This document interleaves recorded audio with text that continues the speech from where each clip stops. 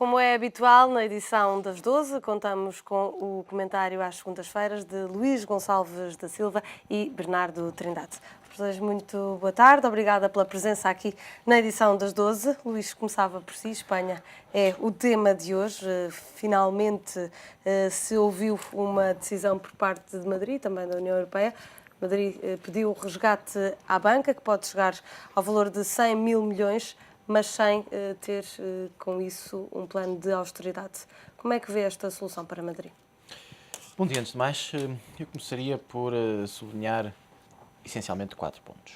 Primeira questão. O que aconteceu em Espanha é que nós nos últimos anos tivemos a banca a apoiar o Estado. E agora chegámos ao momento de ter o Estado a apoiar a banca. E como hoje já disse o Prémio Nobel, Stiglitz, nós estamos num género de economia voodoo. E de facto estamos. E esse é um ponto que eu acho que devemos refletir sobre aquilo que são as economias atualmente. O segundo ponto é saber se a Espanha vai ficar por aqui. Dir-se-á até agora bem maquiada pedido de empréstimo de 100 mil milhões apenas para a banca, não para o Estado. Enfim, os espanhóis fazem questão, de forma muito clara, de o dizer e reiterar. Vamos ver se, primeiro, é assim mesmo e se vão ficar por aqui. Terceiro ponto, que me parece importante. Nós estamos perante a quarta economia espanhola. Perante aquela ideia que tínhamos aqui uma doença dos países pobres, periféricos, enfim, diria até com alguma arrogância, de subdesenvolvidos, com poucas qualificações, demonstra-se, da qual, enfim, na opinião de alguns, nós nos incluímos, chegámos à conclusão, chegaram eles, enfim, nós já não tínhamos, acho, grandes dúvidas, não preciso ter grandes dúvidas, que não é assim. É, de facto, estamos perante um vírus que afeta grandes e pequenos. Pode ser de dimensão diferente. Por isso é que uns são grandes e outros são pequenos, mas afeta todos. E por último, os efeitos para Portugal e as condições em que o empréstimo foi feito. Tem sido veiculado, nomeadamente em Portugal e alguma imprensa internacional, de que é uma ajuda apenas para a banca, sem medidas de austeridade. Mas alguns jornais espanhóis não dizem isso. Alguns jornais espanhóis vêm já pôr a tónica que há medidas de austeridade que a Troika, enfim, local, ou que terá responsabilidade relativamente à Espanha, irá fazer diferentes exigências para esse empréstimo. Os próximos dias nos dirão se o plano de austeridade vem ou não acompanhado do cheque de 100 mil milhões e se o argumento que o Primeiro-Ministro espanhol tem utilizado, dizendo que não é preciso medida de austeridade porque ele já as tomou e só não é preciso um resgate ao Estado porque ele também já as tomou, é ou não verdadeiro. Eu acho que é, no mínimo, muito discutível de desconfiar, primeiro porque ele chegou há muito pouco tempo ao Governo. Portanto, parece-me que em tão pouco tempo ter tomado tantas medidas com efeitos tão estruturais na economia espanhola que ele diz que estava doente, mas que conseguiu tão rapidamente pôr no bom caminho, parece-me, enfim, pouco provável de ter grande contacto com a realidade. E, portanto, nos próximos dias veremos se o cheque vem ou não acompanhado. A segunda vertente deste quarto ponto, que era saber o que é que para Portugal isto significa. Bem, eu diria que significa muito. Significa desde logo, ou importa desde logo ter presente que 30% das nossas exportações vão para a Espanha e, portanto, nós temos, e já que o dissemos, que é muito importante a exportação, mas também chamámos a atenção de que uma aposta única e exclusivamente na exportação e com, enfim, países que se encontram em igual crise, gera também um problema para Portugal. E pode gerar nesta altura. E vai gerar. Previsivelmente vai gerar, principalmente se não tivermos apenas um problema localizado na banca espanhola, mas houver necessidade de intervir ao nível do Estado. E a outra componente que é sabermos se nós devemos ou não exigir renegociação das condições do empréstimo. Como, aliás, a Irlanda já fez e por estar numa situação mais semelhante à de Espanha. É que esse é o ponto, é que nós fomos todos a correr, de repente, hoje, durante o fim de semana, a dizer é preciso renegociar. Bem, há uma coisa que em direito se ensina, é que o princípio da igualdade impõe tratamento igual para quem é igual e tratamento diferente para quem é diferente. Infelizmente, nós não somos iguais aos espanhóis. Nós temos problemas económicos e estruturais, eu diria, não menos profundos, ou talvez mais profundos que os espanhóis. Eu não acredito que os espanhóis tenham apenas também um problema tão localizado na banca. Isso pode-se ler por vários indicadores, como sejam o desemprego. Exatamente. E, portanto, não seria tão otimista. Agora, também não dou por adquirido, enfim, calmo já para ouvirmos o Bernardo, não dou por adquirido que o facto de as condições serem diferentes para a nossa vizinha Espanha tenham necessariamente que ser equiparadas às nossas. Bernardo, como é que vê esta solução encontrada para a Espanha? Um plano suave, como lhe já é apelidado? Olha, eu diria o seguinte, é boa para a Espanha, é em ligação boa para Portugal e é o exercício, um bom exercício que o governo espanhol faz de um plano de comunicação. Dizer que não é um plano de austeridade, acho que é preciso situar um pouco as coisas. A Espanha aprendeu com o Portugal recente, e sabe bem as implicações que isto tem do ponto de vista da opinião pública. E, portanto, é preciso suavizar esta questão. O governo espanhol aprovou já um código laboral, uma alteração ao código laboral, uma alteração importante do ponto de vista das implicações ao nível do mercado de trabalho. Prepara-se para apresentar no Parlamento, nas Cortes, um programa de aumento do IVA e, portanto, com implicações ao nível, digamos, do quadro de consumo interno e externo na economia espanhola. Nesse particular, eu gostei de ouvir o Primeiro-Ministro Rajoy dizer que o setor do turismo vai ter uma discriminação positiva, dada a sua importância. Eu gostaria que o governo português tivesse idêntica preocupação. Mas dizer sobretudo isto, ou seja, este plano de recapitalização da banca é importante uma vez que traz dinheiro fresco para a economia espanhola a um custo financeiro substancialmente reduzido. As suas implicações com Portugal são manifestas. O Luís disse, e muito bem, que as exportações portuguesas têm um imenso significado no quadro espanhol. Significa, portanto, que se nós colocarmos as nossas exportações do ponto de vista da balança de pagamentos, da capacidade de receber, é a colocação dessas exportações far-se-á num quadro financeiro mais confortável. Agora, eu gostaria de sublinhar este aspecto, que é inequívoco, que é a questão da comunicação. E Espanha aprendeu, efetivamente, com Portugal. Ou seja, Portugal, como sabemos, faz agora um ano, depois do chumbo no Parlamento do dito PEC 4, desencadeou um processo eleitoral que conduziu à criação de uma nova maioria e, portanto, significa que hoje é importante centralizar toda esta comunicação em torno do sistema financeiro. Vamos recapitalizá-lo, vão melhorar os rácios, vamos ter, de facto, a alavanca para relançar a economia mais conforme, com maior capacidade de resposta. Quanto à circunstância de reformar o Estado e desencadear todo um conjunto de reformas, isso parece-me inevitável, mas só a prazo e com outro plano de comunicação é que teremos a oportunidade de assistir. Gostaria de destacar um aspecto que o Luís referiu, e eu sou um hibridista, confesso, portanto sou mais otimista relativamente a esta questão. É preciso não esquecer a capacidade, a tenacidade dos espanhóis relativamente ao quadro económico que estamos neste momento a colocar. Não gostaria, contudo, de deixar passar um aspecto que é importante, que é a circunstância de estarmos a prazo a falar de uma taxa de desemprego de 25%. Ou seja, significa que em 4 ativos, um deles está fora do mercado de trabalho, com as consequências inevitáveis e com a necessidade imperiosa, no quadro da União Europeia, termos uma agenda para o crescimento e uma agenda que permita, nomeadamente com um quadro financeiro refrescado, digamos, disponibilizar estes meios a quem tem ainda ânimo, iniciativa para investir.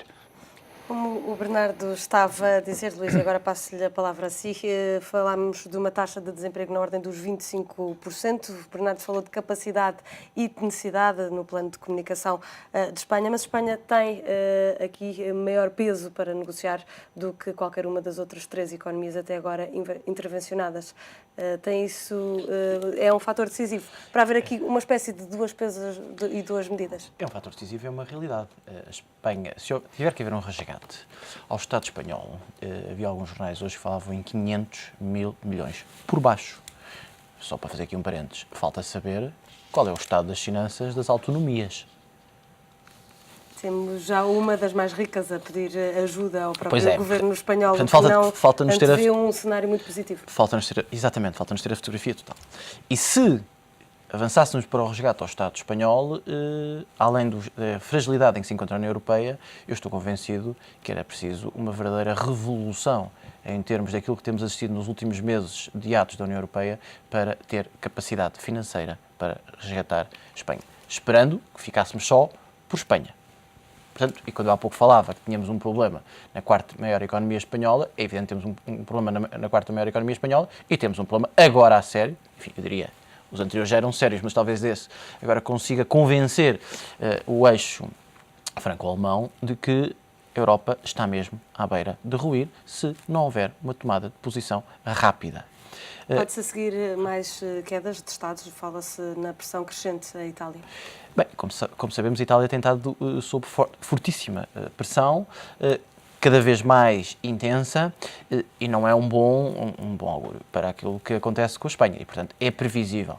Eu acho que neste momento a União Europeia tem, enfim, já o disse aqui várias vezes, o tempo, infelizmente, intensifica esta afirmação, tem de dois caminhos. Ou, de facto, encontra aquilo que é uma estratégia comum política, económica e financeira, ou continuará a aprovar tratados, declarações, intenções, mas daqui a 2 meses ou daqui a 1 mês continuaremos na mesma. E continuar na mesma com o tempo a passar é continuar muito, ou eu diria dar um passo a grande velocidade para o abismo.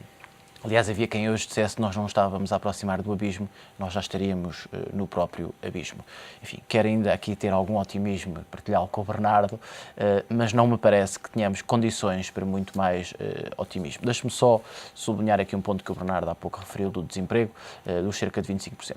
Há aqui uma reflexão, e eu acho que o governo português já o disse, enfim, que tinha algumas dificuldades, e a Troika parece que também, em perceber os problemas do mercado de emprego em Portugal. O que não deixa de ser curioso, primeiro toma-se medidas ditas estruturais e depois diz que há algumas dificuldades em perceber. Mas há alguns pontos que valia a pena refletir. Não vou aqui dizer, que já disse várias vezes, sobre o problema da qualificação e da formação, mas está estudado. Aquilo que aconteceu ao longo da história, ao nível das diferentes revoluções industriais, o impacto que teve no emprego. E quando nós hoje em dia falamos, e bem, em empresas competitivas, em empresas com o que é mais moderno para fazer, nós temos que pensar que cada vez temos mais capacidade de ter máquinas e outros instrumentos de trabalho, onde precisávamos de 3 pessoas, só precisamos de uma. É essa reflexão, coisas tão simples, que nem sempre é preciso ser um prémio Nobel para identificar coisas simples, coisas tão simples como estas que valia a pena refletir. O tipo de estrutura, as qualificações e depois que caminhos é que temos. A Espanha tem cerca de 25%, é verdade, mas não terá condições de baixar nos próximos anos abruptamente. E deixe-me dizer-lhe uma coisa. Sob o risco de perder competitividade? Exatamente. Aliás, a reforma agora feita, em que o período experimental chega a 1 ano, em que as condições da contratação coletiva, que é uma coisa muito forte em Espanha, podem ser alteradas unilateralmente em situações económicas graves, em que se reduz as compensações por despedimento, não apontam. Aliás, em Itália é a mesma coisa. Em Itália também um dos artigos mais discutidos era o artigo 18, que era saber qual é a amplitude do despedimento. As economias estão neste momento sob maior pressão a abrir um pouco a cessação do contrato de trabalho. Ora, quando se abre um pouco a cessação do contrato de trabalho, não se pode dizer que é uma lógica óbvia que vai criar emprego. Aliás, era isso que eu ia dizer. Passo já a palavra naturalmente aqui ao Bernardo, para não monopolizar o tempo. Mas nós temos aqui um problema. Nós falamos em Portugal numa economia num desemprego de 15% a 16%. Enfim, não entrando agora... 15,5%, segundo as estimativas do Executivo. Pois, 15,5%, eu diria, ponha pelo menos mais 1,5%, porque, como sabe, há um conjunto de cerca de 200 mil, segundo os especialistas, em pessoas em formação, pessoas que deixaram de sequer estar inscritas, enfim. Mas há um problema mais grave, é que vai continuar a crescer. Nós não podemos, e aí acho que o Governo tem sido verdadeiro, nós não podemos criar a imagem que o emprego vai diminuir ou vai parar. Não, o desemprego vai aumentar. E continuará a aumentar enquanto nós não tivermos os resultados de reformas estruturais e que poderemos discutir se algumas delas estão efetivamente a ser realizadas. Mas e com estes dados de desemprego, e já lhe dou a palavra, Bernardo, é possível crescer? É possível crescer. A questão que se coloca é outra, na minha opinião. Eu acho que é possível crescer com estes dados de desemprego. O que nós temos de perguntar é o seguinte: que país é que nós queremos? Única e simplesmente com dados económicos. Quando nós ouvimos o Ministro das Finanças dizer que os dados económicos estão a melhorar, eu não quero um país apenas que tenha dados económicos. Os dados sociais, nós temos 1/4 da população no limiar da pobreza. E, portanto, é este trade-off, é este equilíbrio entre dados económicos que são naturalmente importantes para gerar riqueza, crescimento, emprego e bem-estar das pessoas, mas também não podemos concentrar-nos apenas nos dados económicos e ter uma população, enfim, eu não diria, para não exagerar, faminta, mas com uma boa taxa de população a passar verdadeiras e efetivas dificuldades, sendo de sublinhar que são não só os mais velhos, como os mais novos. Os mais velhos, muitas vezes, sem capacidade de reagir, não têm capacidade de emigrar, não têm a capacidade... E os mais novos que têm cada vez mais dificuldades de entrar no mercado de trabalho. Na qual o Estado apostou e depois permite que países terceiros vão usufruir daquilo que foi o seu investimento. Bernardo, qual é que acha que vai ser o impacto desta recapitalização da banca espanhola nas contas públicas do país? Ouça, eu gostaria de destacar aqui um aspecto. Eu não me conformo com a circunstância de estarmos aqui a falar do desemprego não como uma prioridade, ou como uma oportunidade, como o Sr. Primeiro-Ministro diz, nem como uma fatalidade. Eu acho que o que este momento da nossa vida coletiva tem mostrado, efetivamente, e de forma inequívoca, é que hoje não é possível ter apenas e só uma preocupação ao nível do controle das contas públicas e desprezar uma agenda para o crescimento. Ou seja, no fundo, é que, sobretudo, repara, hoje o desemprego vai aumentar nos próximos meses em Portugal, o resultado da ausência, de facto, de estímulos, de ânimos à economia que permitam, no fundo, a quem tem a responsabilidade de criar riqueza, que o possa fazer. E isso é que, do meu ponto de vista, devia, de facto, concentrar, digamos, os agentes com responsabilidade pública e política de gerir e de conduzir os destinos de um país. O que é que este plano de recapitalização espanhol vem, de facto, trazer de ânimo? É, sobretudo, uma capacidade. Obviamente, há aqui um aspecto que é importante, ou seja, no fundo, este plano de recapitalização não pode servir exclusivamente para que os banqueiros do país vizinho, no fundo, reorganizem a colocação dos seus ativos, não disponibilizando esses recursos à economia real.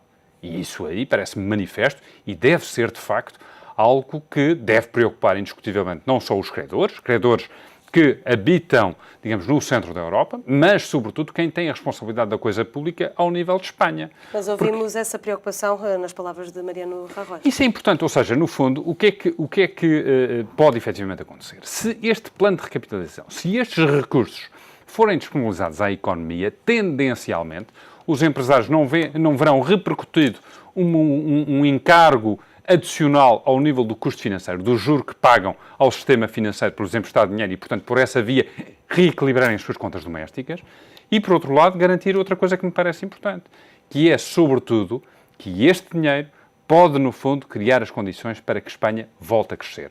Ora, voltando a crescer, não só a receita fiscal, resultado desta maior atividade económica, pode efetivamente crescer, como pode ser um estímulo importantíssimo à criação de emprego. Ou seja, no fundo, e resumindo, dinheiro fresco, dinheiro injetado na economia, novo ânimo, nova condição de investimento, um combate feroz ao desemprego e melhoria das contas públicas em consonância, digamos, desta política. Os países que mais dependem ou mais se relacionam economicamente com Espanha podem efetivamente beneficiar. Podem efetivamente beneficiar não só no pagamento das encomendas que vêm do exterior, e, portanto, melhorando por essa via não só a balança de pagamentos de cada uma das empresas, mas globalmente a balança de pagamentos do país, mas, por outro lado, aprender de facto com esta circunstância que hoje é inevitável e incontornável. Ou seja, nós podemos ter, de facto, e fazer um esforço importante ao nível das reformas estruturais, que hoje, eu sendo muito sincero, aquilo que consigo localizar em Portugal é indiscutivelmente este ataque, este pedido de solidariedade, nomeadamente a quem desenvolve atividade no setor público, e isso é manifesto, as pessoas sentem que o seu salário que tinha uma base de 14 passou a 12, isso é indiscutível. Ao nível da lei da concorrência, nomeadamente para garantir que um conjunto de outros atores possam, no fundo, prosseguir a atividade e, portanto, torná-la mais transparente, penso que foram dados importantes passos. Quanto à questão da legislação laboral em Portugal, o que se verifica, efetivamente, é que se há aspectos que são importantes que eu gostaria de valorizar e reconhecer, nomeadamente ao nível do banco de horas, nomeadamente para o setor do turismo, é importante e para os setores dos serviços, mas o que eu verifico, efetivamente, é que é ao nível do custo da mão de obra que estão centralizadas essas preocupações e, portanto, acho que todo o esforço estrutural, e entendido estrutural a médio e longo prazo, no fundo deve coincidir com esta preocupação que o Luís já manifestou e que eu prossigo indiscutivelmente, que é, no fundo, tornar as pessoas, a população que aqui habita, mais preparada para os desafios do futuro. Bernardo, Luís, muito obrigada pela vossa presença e comentário aqui na edição das 12.